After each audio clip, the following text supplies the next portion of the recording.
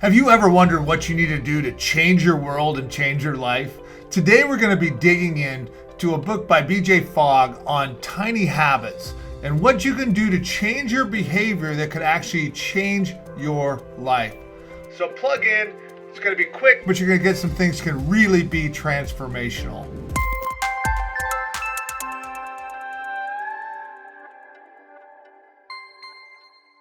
As I said in the introduction, BJ Fogg is brilliant, and we're going to be gaining insights out of his book called Tiny Habits. BJ, if you don't know him, is really responsible and the brilliant mind behind the Stanford Persuasive Technology Lab.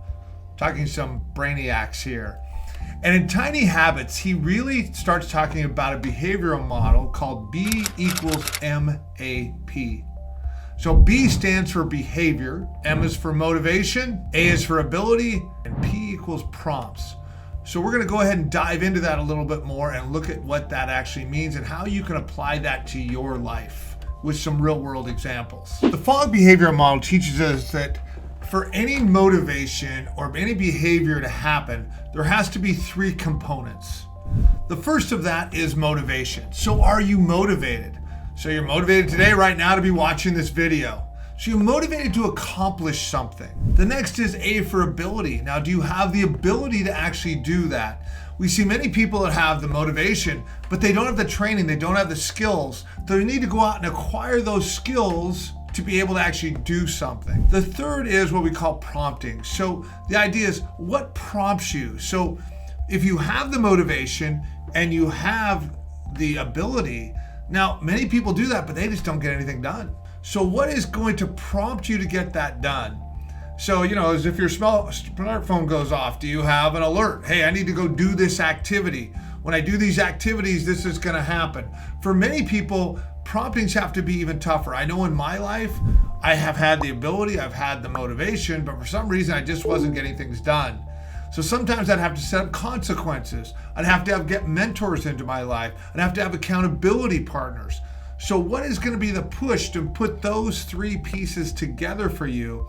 And that is what you really need to be looking at, because the promptings is the triggers, and sometimes it's the stick and the carrot to actually get that done. So I'd like to give you an example of how this personally worked for me and how it showed up in my life. 5 years ago, I was 50 pounds heavier than I was. I just turned 55.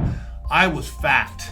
I was out of shape. I was tired all the time. I was struggling, and I wanted to make that change.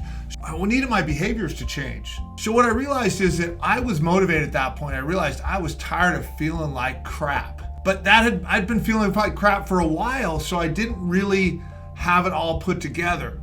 So what I did at that point, and I didn't even have the skill set of knowing how to get my health in a better. So at that point, I needed some skills. So what I did was I went out and hired a special doctor that could teach me what I need to do, help me get on the right vitamin regimen. Then I went to and found a gym that I wanted to join. Now, having a gym and I knew how to work out, that might have been great, but that wasn't enough. So at that point, what I did, my prompting was I hired a trainer that I had to show up 3 to 4 days a week consistently. And that trainer not only made me work out when I was there harder, but we also talked about my diet and my habits, my sleep habits.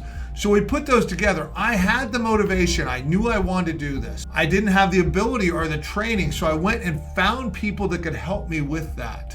Then to make sure that I got it done, the promptings, I created a structure for accountability. I went and got the trainer, and I had to pay them. I paid them whether I showed up or not. I don't know about you, but I'm one of these guys like, I'm not gonna pay if I don't show up, so I better show up. So that's just one of the examples of what it can look like in your personal life. What could that look like in your business life?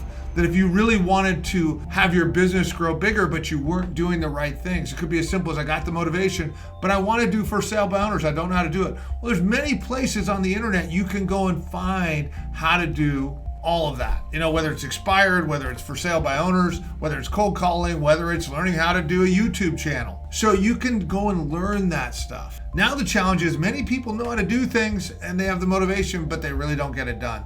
So what accountability structures do you need to set up? What tags do you need to put? No different than me doing these videos. I have promptings of when it needs to be done. I have people that I'm accountable to get it done. So where could this show up in your life? Because if you don't have all three of these pieces together, you may get started, but you're not going to continue growing. You're not really going to make it work for the long term and really have a behavioral change that you're looking to make happen. As we wrap this up, I'd just like to bring out a couple more points. That when we want to have behavioral change in our lives, a lot of times we don't have space. So one of the things that we need to get really good at is what we say no to and what we say yes to. Because realizing that when you say yes to something, that means you're saying no to something else, because we only have a certain amount of time, space, and energy in our lives. And we need to get good about what our priorities are at any certain time in our lives, and realize that there are going to be times in our life when you want to achieve a lot that other things you're going to have to say no to, that it's going to bum you out. But you're going to have to say no if you want to achieve these other things. The other is realize that when you understand this motivational model, you realize that it is an influencing tool, that you can use it to understand why people that you work with, your employees, other people in your life, why they're doing what they're doing. And you can see what's happening in their life, and you can help them get what they want to get, but by also recognizing where they're dropping the ball, where they're not doing, you can help them so it actually helps yourself. So realize that when we can balance motivation, ability, and prompts, that is the real key to our success. At any point in life, it really doesn't matter, guys. I'm turning 60 now. There's still new behaviors that I'm continually trying to do that is going to enhance my life, because life is a never-ending journey. And for those that choose to stop growing, they are dead. They might be living, but they're not really living. They're just existing. So we always are going to need to be making change in our behavior, and using this model can really help us get there faster, easier, and with more clarity. Hey guys, John Sellers here again. You know, if you're an agent and want to figure out how to create health, wealth, and freedom into your life, that is what I specialize in, and that is what I've been able to do as an agent, where I've been able to create a passive income, multiple passive incomes that are over 6 figures a year, that I've been able to build a business that allows me to live wherever I want to live, have that time and location freedom. And that is what I specialize in. That is what we talk about on this YouTube channel. So like and subscribe. And if you'd like to know more about how to create that freedom in your life, reach out to me. There's multiple ways to do it. We should have a conversation.